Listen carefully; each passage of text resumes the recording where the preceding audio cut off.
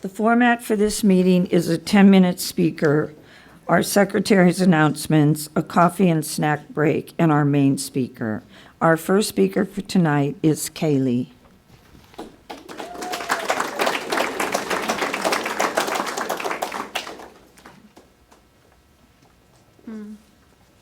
Kaylee, alcoholic. Kaylee.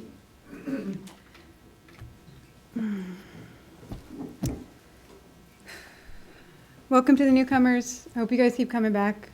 My sobriety date's March 3rd, 2020. And I've been a member of Alcoholics Anonymous since November 2006, since I was 15 years old, 32 now. I have a sponsor, and I'm currently going through the steps again with a woman from 52 from the Big Blue, and they read the whole book all the way through, and then it takes what I hear like 2 years to go through the steps, which wouldn't be like my first choice, but this is the third time. I've gone through the steps so many times that I'm just at a point in my life and my recovery where I want to just go deeper, and so that's what I'm doing today. I have 10 minutes. I find 10 minutes to be a little tricky. It's not much time. It's kind of like a long share when you ignore the timer. But I'm like how do you, okay. So I like talking about alcoholism though, and my favorite chapter is the doctor's opinion. I think it's fascinating, and I like it because it helps me to understand what's wrong with me, but at the same time, I don't really need to understand it all. I just need to do the 12 steps and work the steps, and I can have a good life because of that, and I can be sober. So having said that, I know I'm an alcoholic and an addict because once I start drinking and using, I can't stop even when I want to. So that's how I know. If you guys aren't sure, that's how I know. And then the disease is a threefold disease: mind, body, spirit. Mentally, I get obsessed specifically with drinking 2 beers. I get really fixated on that idea, and I really want to drink normal. I'm obsessed. And then I am obsessed with that idea until I do drink the first beer. And after that happens, it kicks in the physical allergy, the body aspect of the problem, which the best way I think I can describe it is if you get stung by a bee and you go into anaphylactic shock and you can't breathe, it's not the bee's fault, it's your body overreacting. So the point of that analogy is when I drink and use, I have an abnormal reaction to the substance, and that makes me an alcoholic. Also, the spiritual malady, the lack, something's missing, I felt different, not comfortable in my own skin my whole life, but to a very extreme level. Experienced that all through my childhood until I started drinking at 12, is the other side of the issue. So mind, body, and spirit. And it talks about that in the doctor's opinion, which I wanted to touch on. My favorite paragraph in the big book. It's Roman numerals 28. But this was written by a doctor, so I like to change it to I, so it sounds like us. But it says, I drink essentially because I like the effects produced by alcohol. The sensation is so elusive that while I admit it is injurious, I cannot, after a time, differentiate the true from the false. To me, my alcoholic life seems the only normal one. And for me, that's just a couple examples, because I don't really have that much time, but 2 really specific ones that stand out to me in my drinking and using career was I entered the exit of a freeway once when I was 17 in a blackout, and I don't remember what happened, but I got home. You know what I mean? And I'm like 17. You know, I have 2 girls now. That's crazy. And I used to, sleep with a firearm because I lived between 2 rival gangs, and that was normal. I'm restless, irritable, and discontent unless I can again experience a sense of ease and comfort, which comes at once by taking a few drinks which I see others taking with impunity. And the word impunity means without fear of punishment.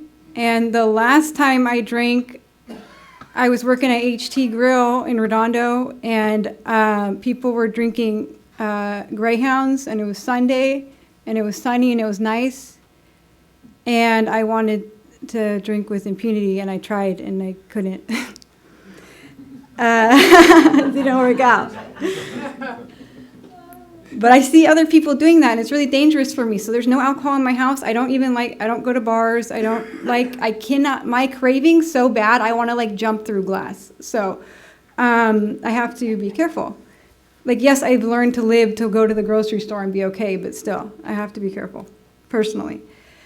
So the rest of the paragraph says, after I have succumbed to the desire again, as so many do, and the phenomenon of craving develops, that crazy feeling, I pass through the well-known stages of a spree, emerging remorseful with the firm resolution not to drink again. This is repeated over and over, and unless I can experience an entire psychic change, there is very little hope of my recovery. And luckily for us, though, so that's my favorite paragraph. I think it really nutshells Alcoholics Anonymous really well. But the psychic change can come from working the 12 steps of Alcoholics Anonymous. If you're new or not, it doesn't matter. If you don't like some of the steps, that's okay. They will still work and will give you a good life still. So why don't you just do them 5 minutes? You know what I mean? The God thing, whatever you're doing wasn't working out and you came here, and we're really blessed, to have this community. I have been feeling especially grateful since COVID happened that we had each other. So many people are so alone right now in their rooms with nobody. And look at what we have. We're so blessed. And that's why people say they're grateful alcoholics, because we have this love here. But anyways, 5 minutes, my story, what it was like, what happened, what it's like now. Now it's 4 minutes. It's it's too long. But I had that spiritual malady. I started drinking and using when I was 12. Didn't work out, got into really bad situations and stuff when I was really young. And I got sent to rehab and psych wards and stuff when I was 16, and I wanted to get, so I started coming here, or 15. And when I was 19, I was addicted to opiates and stuff like that, and I just came here and I worked the program, and I've had so many real sobriety dates, earnest ones, working the steps, coming to meetings every day, and I've relapsed 20 or 30 times, something like that. And it's why, right? And I'm I was in the parking lot volunteering for Bunny one day, and I just drank after because I had the craving. But there's reasons, right? I didn't really do step 11, really. And now, today, and then just to touch on that real quick with cravings, I'm reading the book again, and I just read Dr. Bob's Nightmare, and he had a craving for 2 years, and that really made me feel good to read that, because I'm okay, if I get the craving again, man, Dr. Bob did it for 2 years, that crazy feeling, I'm well, if Dr. Bob could do that, because the longest I've lasted with that feeling was 3 months. And I gotta stop talking soon, but I used to be a firefighter. I put that before my sobriety because I worked really hard for that. So cravings, putting an occupation before AA, putting anything before Alcoholics Anonymous, and also not developing a relationship with your God, really developing it, And this program's cool. You can hand tailor it. It could, whatever sings your song, just do what you got to do to develop that conscious contact with your higher power. And what it's like today, last year, I stayed sober through things where I really needed a drink. I was pregnant this time last year, and I was going through something really awful on a daily basis.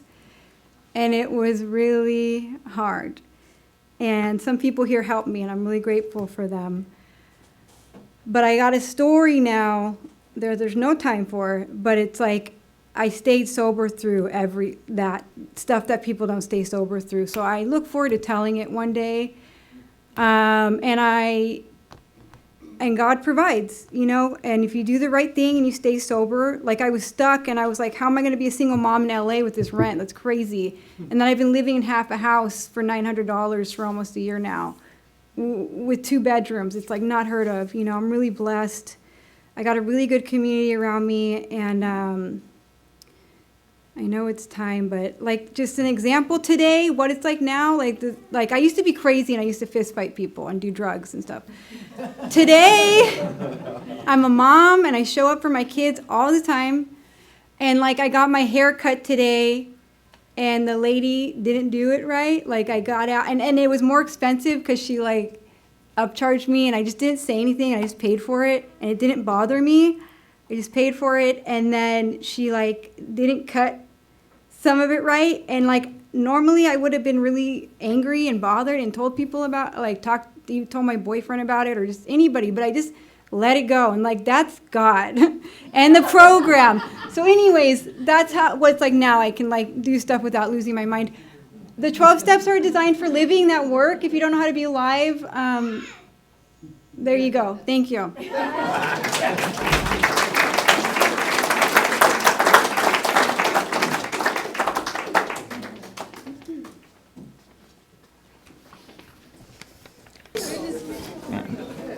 Now our main speaker will share her experience, strength, and hope with us. Please join in welcoming Megan from Carson.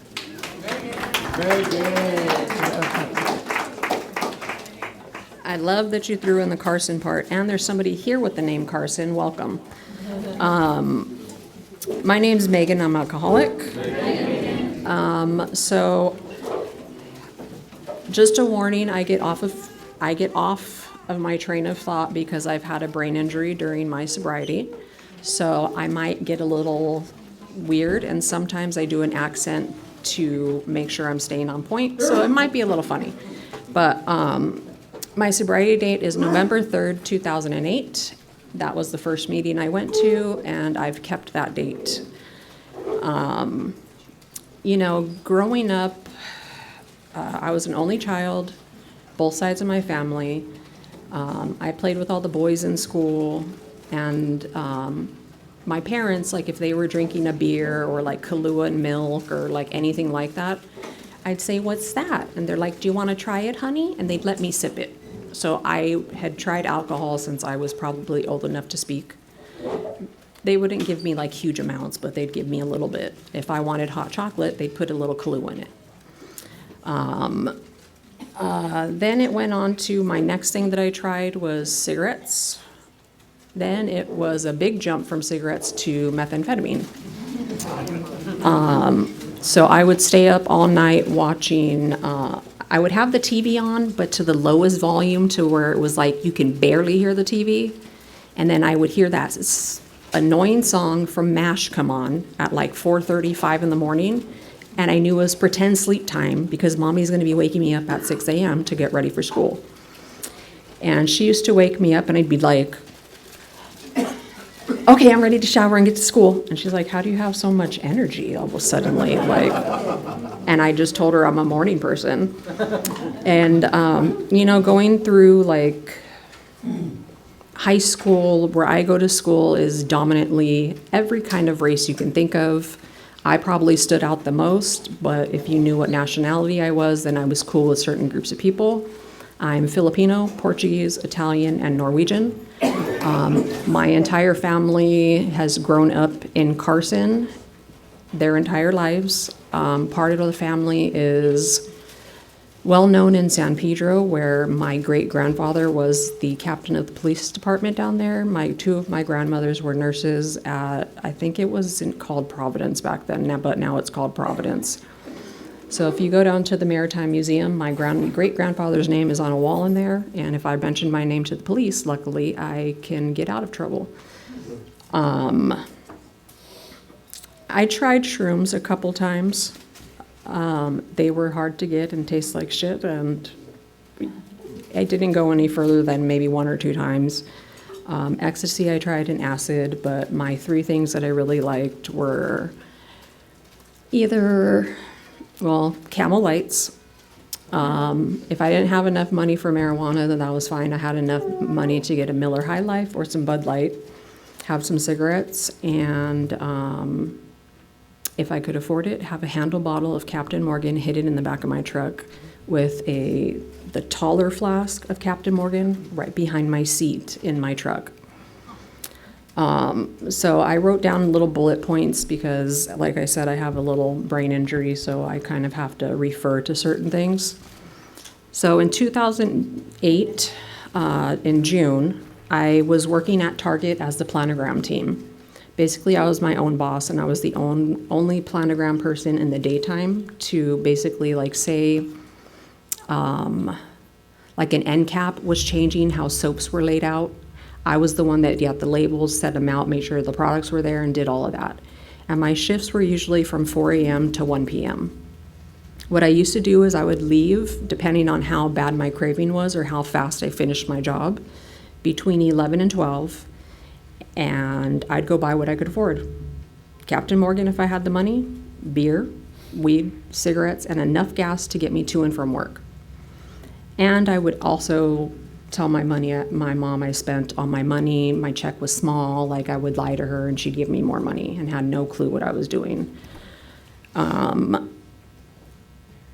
And to me, this wasn't an addiction. It was more of a routine. I called it routine, not like an addiction or like, something like that. Because to me, an addict was somebody like my stepfather. Hid vodka in water bottles by his chair. Then he had another water bottle that was for his chewing tobacco that he'd spit in and say that he wasn't doing that when he'd be passed out in a chair like this, choking on his own vomit to where I would have to tilt his head forward so he wouldn't die. And that's what I thought an alcoholic was, like sneaking to the store and like hiding it and like doing all that.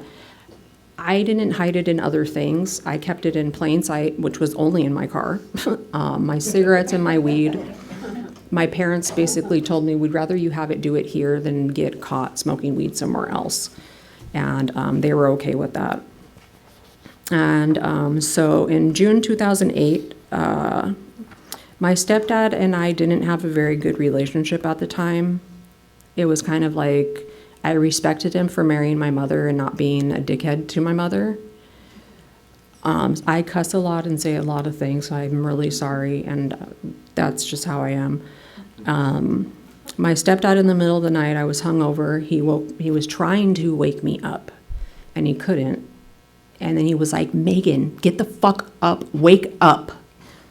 And I was like, the fuck do you want? Get the hell out of my room, dude. Like, I'm trying to fucking sleep. Don't you know what time I got home last night? He goes, your grandmother is in the hospital, cold blue. Get the fuck up and get to the fucking hospital now. I jumped in the shower to wash myself. Within 5 minutes, he knocked on the door, opened it, and he was like, forget it. She died. I'll close your door now. So I was mad at him. And I literally jumped out of the shower, dried myself off, put my pajamas on, and rushed to the hospital in my own car, not with him, because I was pissed at him for doing that. And I couldn't believe the situation because I hadn't seen it. I walked in with my mom leaning over my grandmother crying, and she was dead. And she had very bad diabetes, and she's had some kind of weird blood cancer. And I did what was routine. I went to a friend's house. I smoked, I drank, and I did everything just to make me feel comfortable and not think about it. And I played it off like it didn't happen. And usually, like, I didn't even tell my work this has happened. I was saving it for a good time when I wanted to get paid time off so I can drink with some time off. And that's the type of person I was, like holding secrets in so I can use them for later for my own good. And I had a friend that I had a crush on that was the main bartender at Lucille's Barbecue Pit before all that remodeling crap at the Delamo Mall.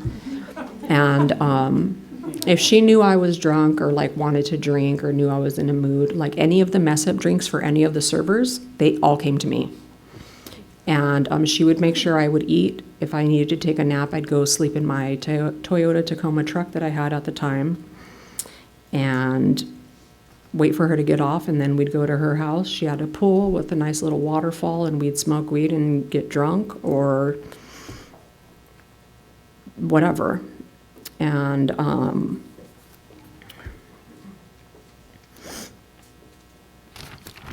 basically that became that routine after the passing of my grandmother. And one day when I was sitting at Lucille's, I saw my friend's coworker, and I had never seen her before. And for whatever reason, I was like, I'm gonna get this bitch.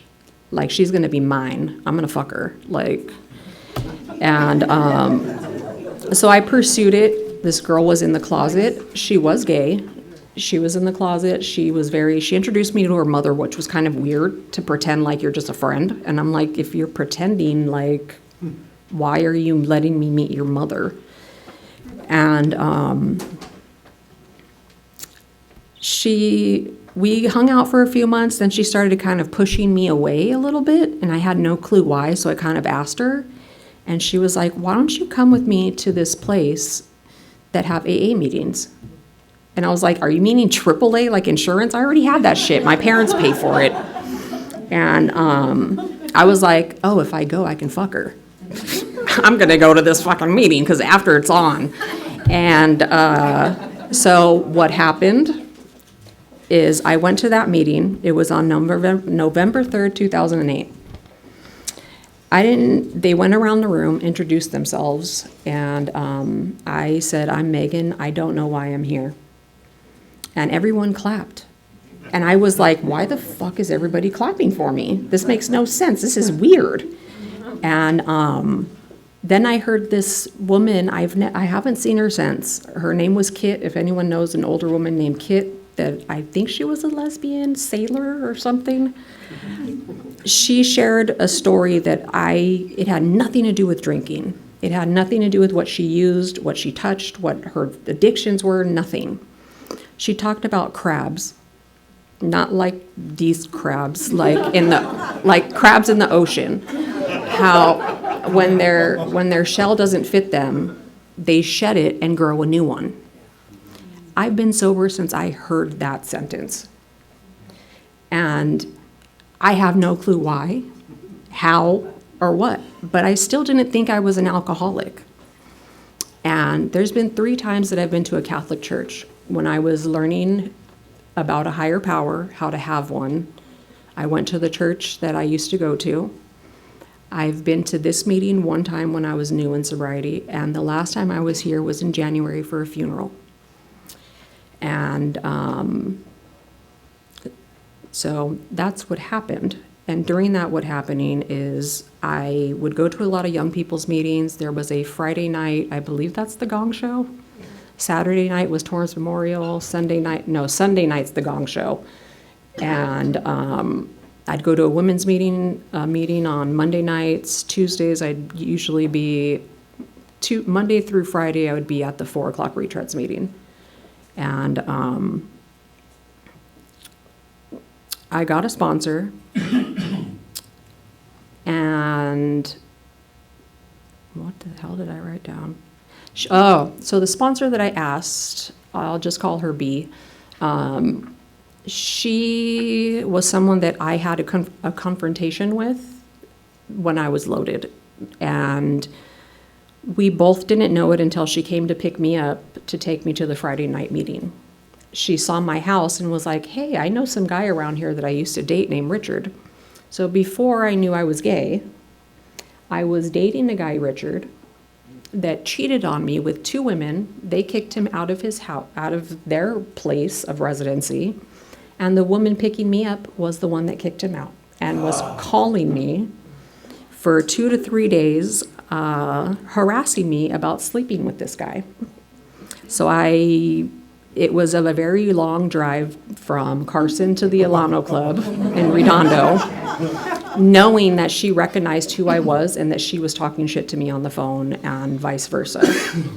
And So I got a new sponsor. I knew I couldn't work with somebody that she had done something to me, which I wanted to kick her ass. I knew where she lived, all these things now, because that's my old behavior. And how I grew up, like in my high school, it's like, if you had bad beef with people, you approach them and you get down. And luckily, how I was in high school, I was friends with a lot of different people because I played softball in high school. I grew up with all the same people, which is a lot of Samoan, Filipinos, whites, black people, all kinds of different races you can think of. And like there was no outcasts there. And it's like, if you're cool with these certain people, you're cool with nobody fucks with you kind of thing. And I got a new sponsor, and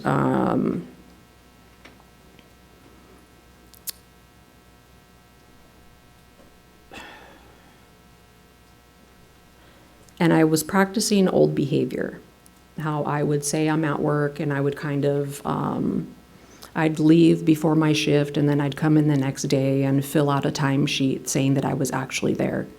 I did that as a new member in Alcoholics Anonymous, doing the same behavior, expecting different results. And I got caught because I actually parked somewhere different where they could see me leaving. And my boss called me into her office, and she's like, I noticed you parked somewhere different, and I noticed you cheated on your time clock. I have to fire you. Why don't you just fucking tell me you wanted to leave?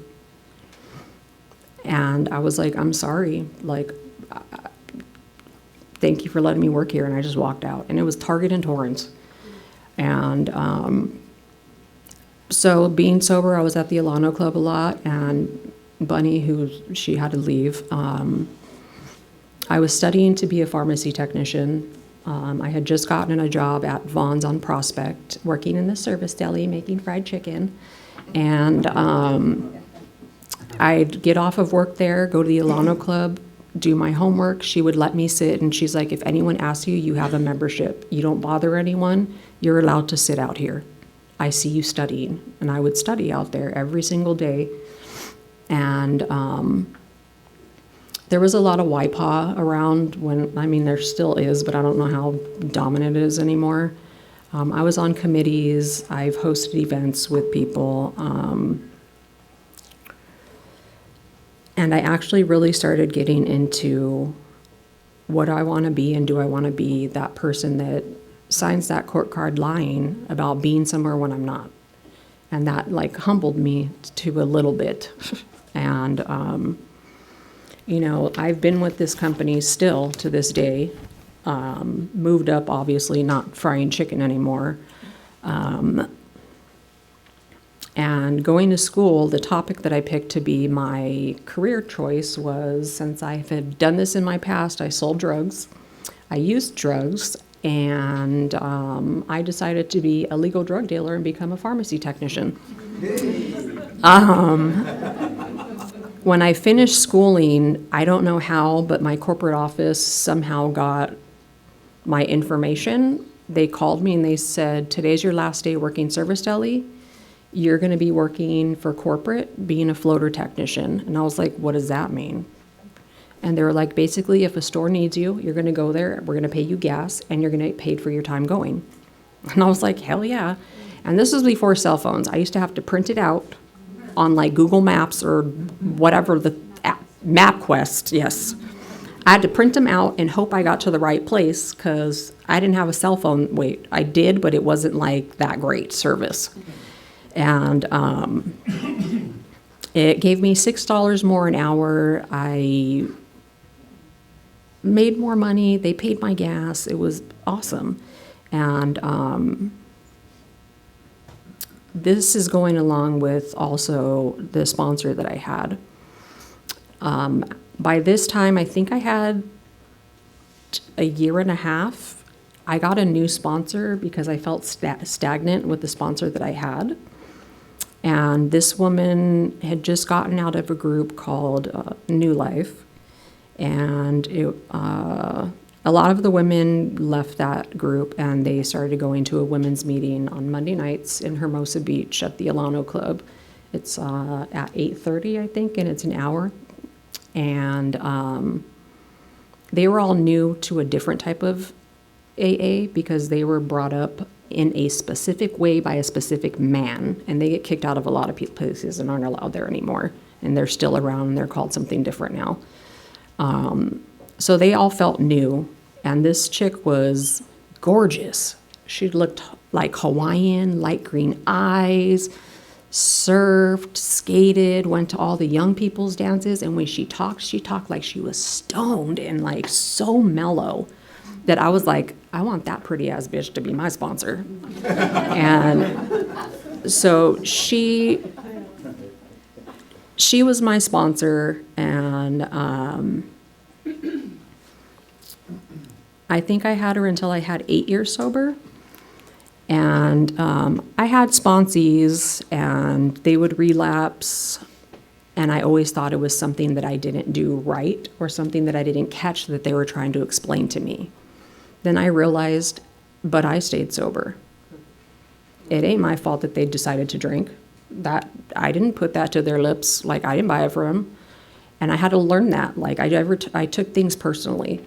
And it was also suggested to me to not date in your first year of sobriety. One of the women at my women's meeting that I'd go to on Monday nights, she was an air condition maintenance girl who went to USC, and then she was doing USC schooling to be a higher up in her company. She played soccer in high school in Pedro, which Pedro, from where I'm from, is a rival city. And she was in my circle of friends. We started dating, and she was the first girl I dated in sobriety, which was uncomfortable, but also comfortable because she was one of my best friends. Basically, we dated for about 8 months or so, and she broke up with me with no reasoning. And that destroyed me. And then I understood why I shouldn't date within the first year. And so every Monday night, she would still be there at the meeting. And she would be sitting directly across from me. I'd always sit directly across from her, and I'd share my hurt, my anger, what a bitch, right at her every single Monday. And so with this new sponsor,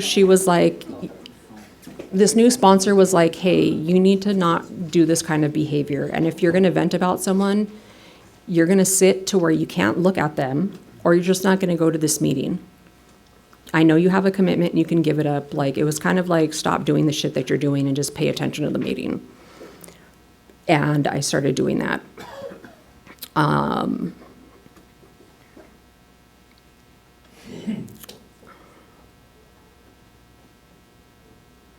So I stopped dating girls in AA from the South Bay. And I started going to, since I was in young people's groups, I would go to YPAW events. And back then it was like more people in here than, it would probably be like a roundup situation for one night. And I started dating a girl that lived in where Mulholland Drive is, like the valley, to get like kind of away, but it was a drive to get there. And this chick was Russian, and she had a mental illness and was fucking nuts. She would scare me on a daily basis because she would get so angry, and she could say stuff in Russian, so it sounded even worse. And that ended up not working out, and I got in a relationship with this one woman. I like saying her name because she means a lot to me. Her name was Natasha. And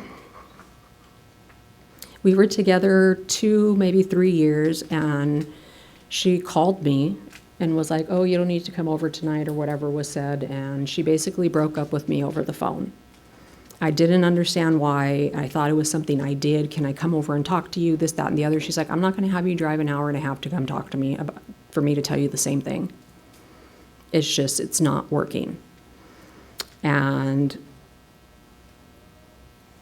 I did a lot of things as part of a resentment towards her that I don't need to go into story about, because basically she started dating somebody. I fucked that girl's ex-girlfriend to get back at her.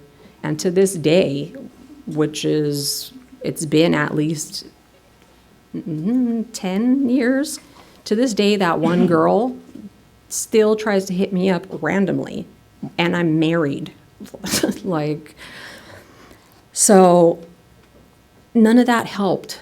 I was still hurt, heartbroken, and I didn't know what to do. My friends in the program picked me up because I finally shared with them, I'm fucking heartbroken. I can't do this anymore, alone. I don't need to fight. I don't need to do this. I don't need to do that.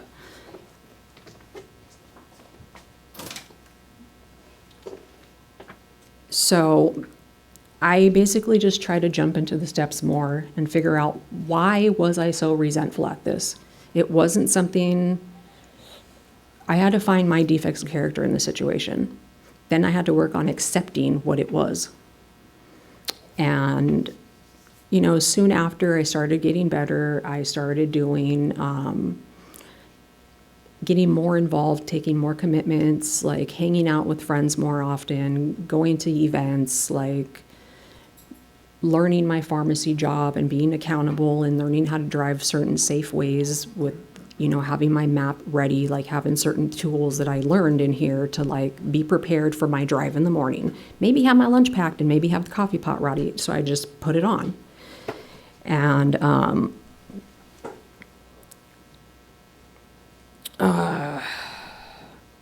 then I got into another relationship, and during this time, 2 young people's groups got together, and it was Long Beach and it was South Bay, and we joined together because we didn't have enough people coming to our events, so we decided to join together, have this big argumentative meeting of how to run this thing, and we became Slacky Paw. South Los Angeles, young people of alcohol, some shit, I don't remember what it is. It was so long ago.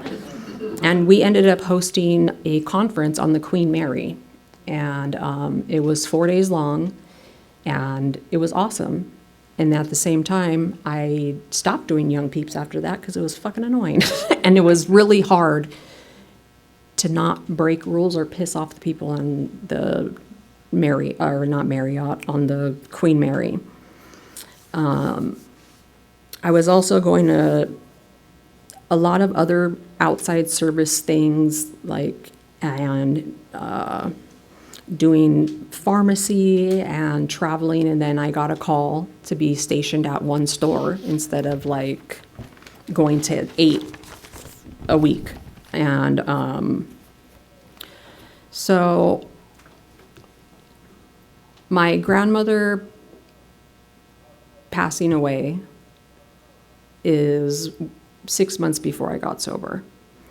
In September 2012, my other grandmother, my father's mother, she was diagnosed with cervical cancer that had spread to her lungs and other parts of her body. And they lived in a place called Fall River Mills, which is on the border of Oregon and California, but they're still in California. I told my bosses at work that I need to take off 10 days and don't ask me any questions about it, just give it to me because I'm a reliable worker. They allowed me to go there. I decided that part of a living amends to my grandmother that I missed, that I was going to drive there, look at the nice routine, or not routine, the route that I took, enjoy certain stops along the way.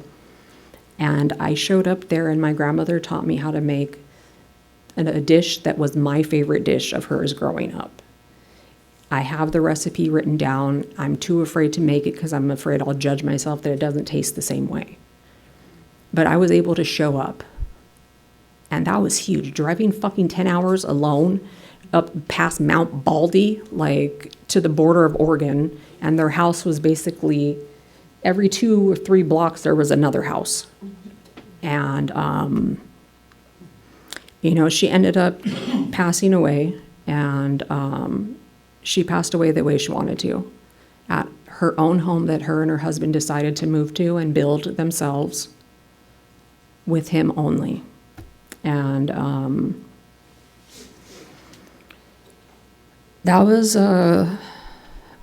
one of those hard things to face, where you're basically kind of trying to, how do you call it, like pay it back, like a living amends. And after that, I was dating this chick I started dating normies, because I was like, good, I can't get any effects from dating these people in AA and running into them everywhere, and like people talking about me and spreading it all across town. So good, I'm gonna date normies. I dated this chick, she called herself Cash and her name was Paula.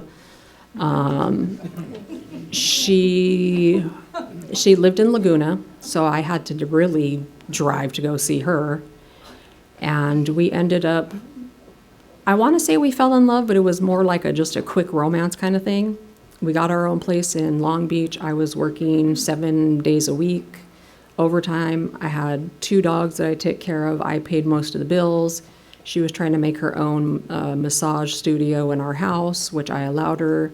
I was doing these young people things. I was fully scheduled doing all this shit and being her mommy at the same time. And that didn't work out, and she wanted to break up, and she says, I'm going to make sure the dogs go to the pound, because we had 2 dogs together. I'm going to take them to the pound, and anything you leave here, I'm going to destroy. So that night, I went outside to go, at the time I think I was quitting smoking cigarettes and vaping. And I called my mom, I called my boss, because she was a very good friend of mine also in the pharmacy. And I told them I need to leave by or before 1 o'clock, because when she comes home from work, she's getting rid of my dogs. They let me leave. My parents met me there. I loaded all my shit, took the dogs, just left everything else that wasn't mine. And in return, my stepfather went and checked on the house after the fact of she moving out. She left a fridge full of food, unplugged, all rotten, shit all over the place, and fucked the whole place up. The landlord kept the security deposit, and my stepdad, out of his own pocket, fixed everything. And he was somebody that I hated growing up, because he wasn't my dad. And it was always, you're never going to match up. You're never going to match up. You're fucking drunk. Like, fuck you. Like, and when he got sober, he started doing things a little differently. And I respected him a little more, and I didn't call him an asshole or anything like that.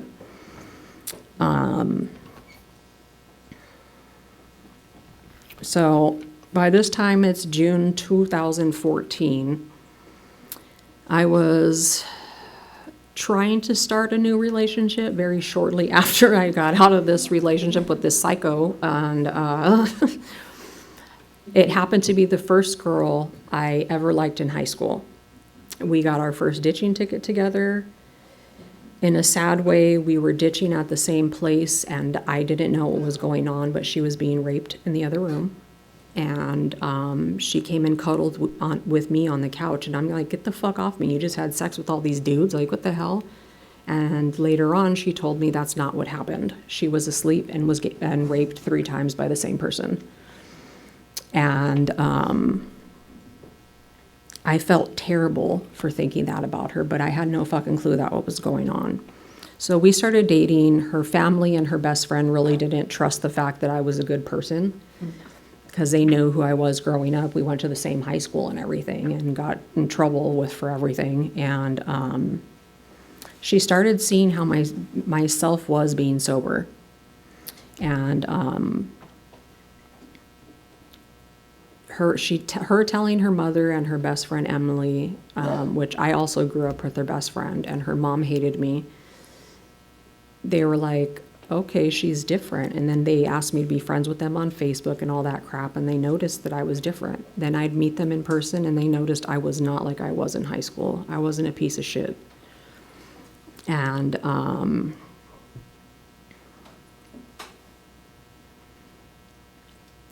in April, because my birthday is April 17th, my belly button birthday, She had a party for me on April 15th because I think my birthday fell on a day that I worked or some weird shit and like people weren't available.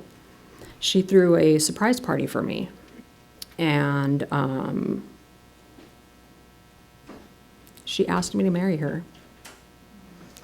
And I remember when she was supposed to do it, I guess, at a group kind of level, like where everyone's watching and she was going to get down and, you know, do the whole thing. She put me in a corner and was like, here. And I'm like, what is this? It was just a box. And then I opened it. I'm like, what the fuck is this? She's like, will you marry me? And I was like, what? And she's like, will you marry me? And I was like, yes. Like, she was the first girl I ever had a fucking crush on, and she asked me to marry her because she noticed what such a good person I had become. And,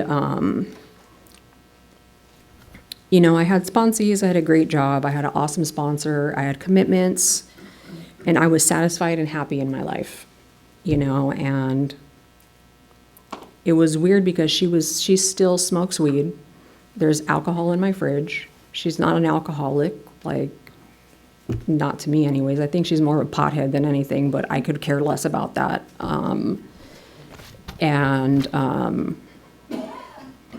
I had quit smoking cigarettes and started vaping at this point, and somebody in the program pitched me a job idea. He was thinking of making vape juice and starting his own company, ran it by me, and I became his second worker. Then we had another one, so there was 4 of us. We started a vape juice company. And so I was the mixer. He did all the portions, like the actual math behind it or whatever the hell it is, and I just mixed the juice. And was not a sterile environment, and we got asked to go to a vape conference in Vegas. And I went and did that, and I got out of it because it was just too timing and it was interfering with my profession and like my sobriety. And the guys that were doing it, I feel like they were putting that and that money and being able to vape for free like before everything else. So 2015 December, I started getting, this time I'm working full-time Monday through Friday in a pharmacy, and I was dating the girl of my dreams. Her name's Amy, and, or she was my fiance. I used to go to the gym 5 times a week, either before work, after work, whatever, and then the 2 days I had off, I would use as I could eat whatever the hell I want or do whatever I want if I wanted to. And to me, everything seemed perfect. I had the money, I had a savings, I had a car, like everything. All I needed to do was us planning out what we're going to do with our lives. And my birthday came, you know, we had a birthday celebration. That was April 17th. 11 days later, I was diagnosed with acute myeloid leukemia, which, if you don't know what that is, that's bone marrow cancer. Brain to toes. When I was told that, my first indicated action was, what do we do next? Then it was like, I told my fiance, and I told her I need to talk to my family, and I can't have you there when I do this. I sat my parents down calmly, and I was like, I have something really important to talk to you guys about. And I said it like nothing. I have this disease and I need to go to the hospital by Monday. And they were like, what? Why are you so calm about it? I go, I was taught, what's the next indicated action? What do I do to get well? Listening to all these people with their homeopathic shit wouldn't have done anything. And so I was checked into Torrance Memorial on the 28th.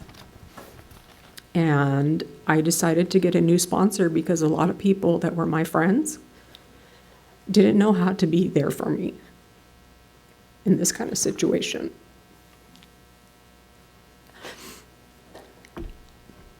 The lady I asked to sponsor me was a friend's mother who was a nurse at Torrance Memorial and got me all the best nurses on my floor and in my room. I asked her to be my sponsor as well. And it like started off with all these weird side effects like rashes, strep throat, like all kinds of things. And then finally I asked for a full blood panel because I work in a pharmacy and it was suggested by my coworker to do that.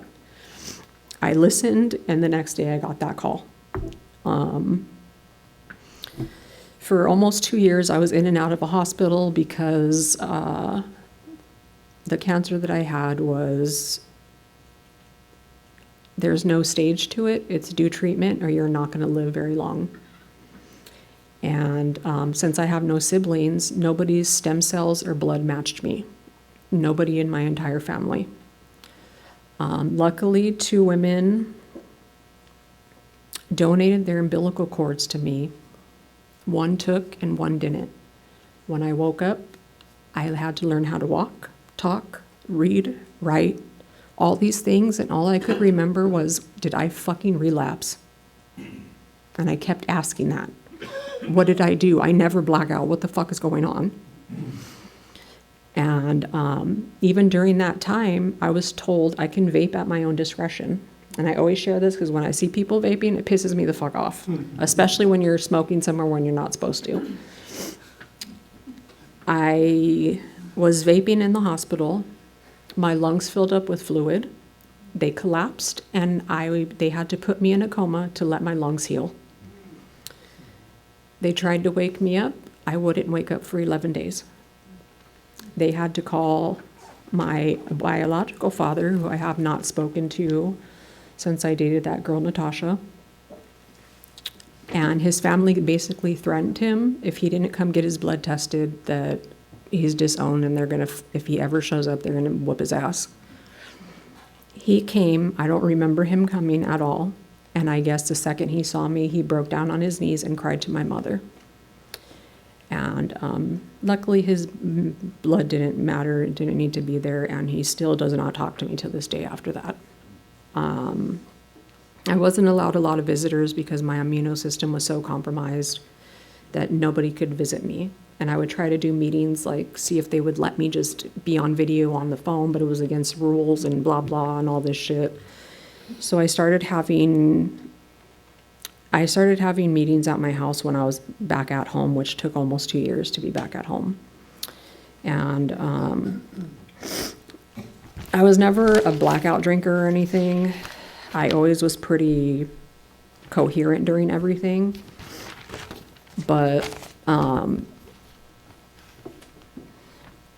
during all this treatment, I couldn't remember which hospital was what, whose doctor was doing what to me, like anything.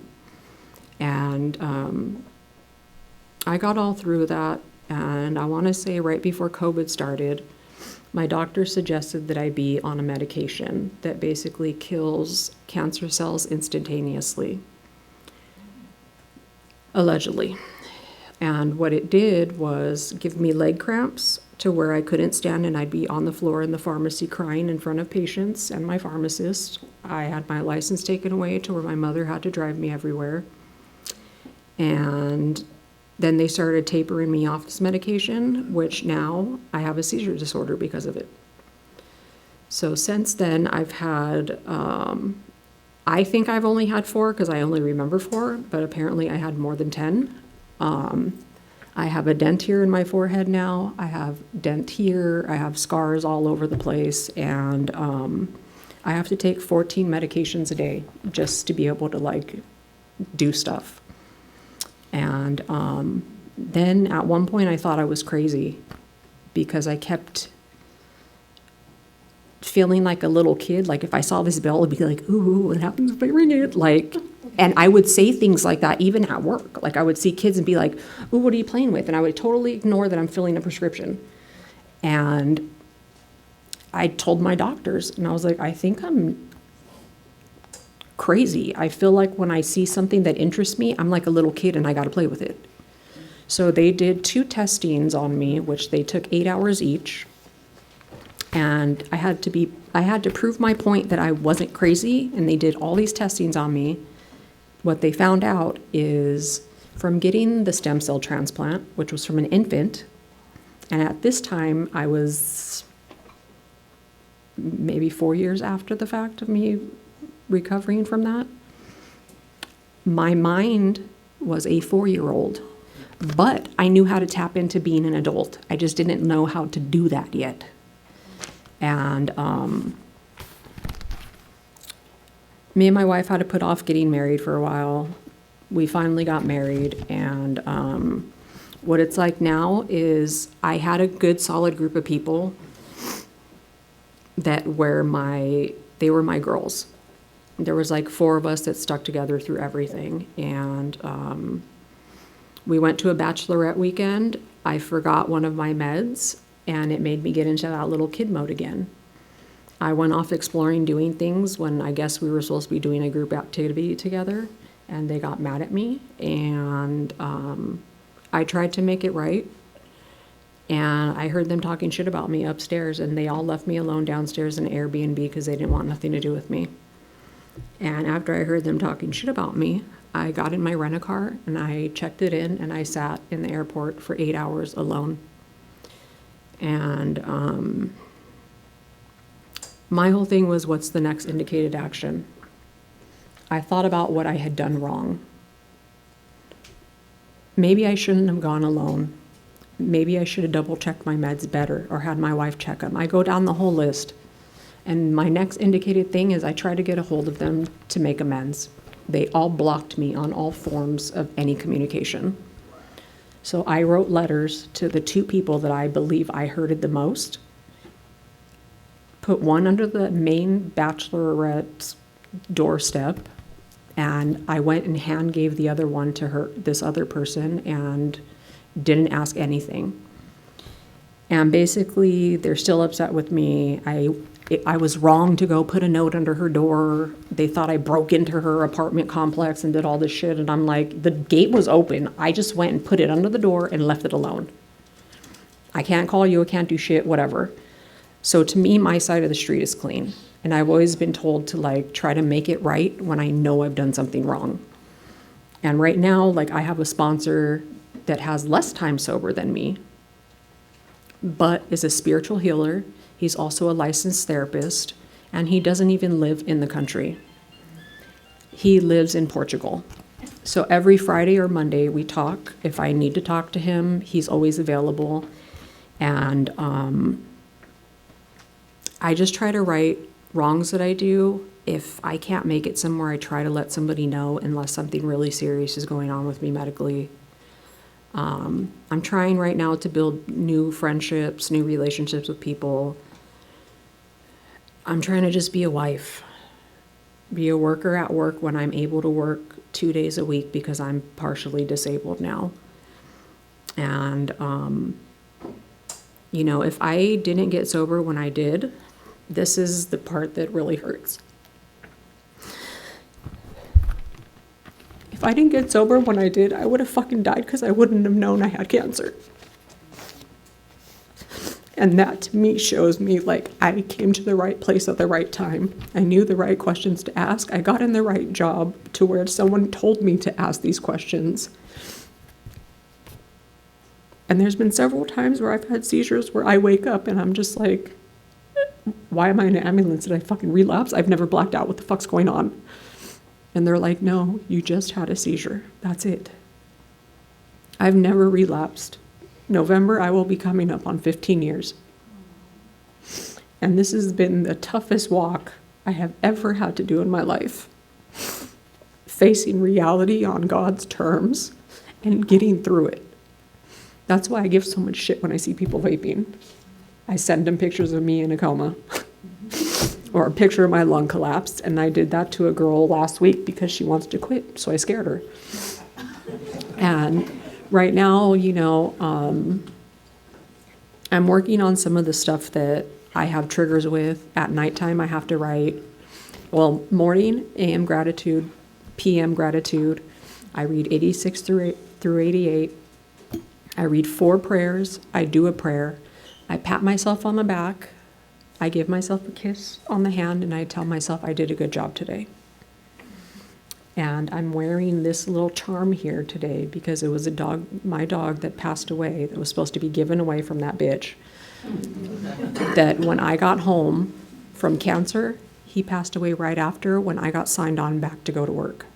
And he passed away in my arms, and his ashes are in here.